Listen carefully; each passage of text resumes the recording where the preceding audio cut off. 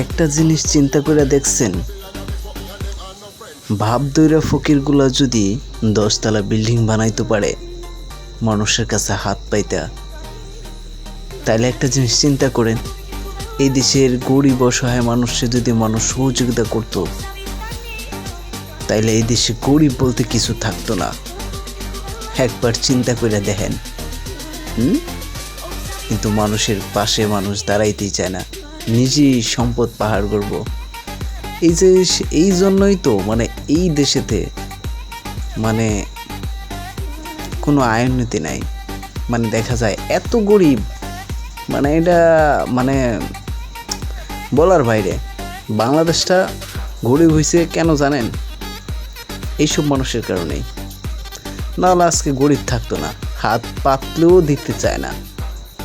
কিছু মানুষ আছে তো এসে চায়, দিতে চায় না। কাজ করে খাইতে পারো না। আর এমনও মানুষ আছে ভাই, দিন কাজ করে, বুঝছো, 300 টাকা 200 টাকা ইনকাম করে, ফ্যামিলি পালতেও কষ্ট হয়। অনেক সময় বাধ্য হয়েও মানুষ এই কাজটা করতে তাদের লাগে না, বাধ্য হয়ে করে। কি করব? যদি হাত পাইতা, যদি 1000-1200 টাকা ইনকাম করতে পারে বা 500 টাকা ইনকাম করতে পারে, তাইলে চাইল্ডটা একটু বেশি নিতে পারবো। এই জিনিসটা আসলে ভাই মাথায় কেউ এমনিতেই, আপনার কাছে টাকা থাকলে আপনি কখনো ওইভাবে হাত পাতবেন না। তার অসুবিধা আছে বিদায় একটা মানুষ এরকমটা করে, এটা বোঝা লাগবো। আজকে এই জন্যই দেশটা পিছিয়ে আছে, বুঝছেন?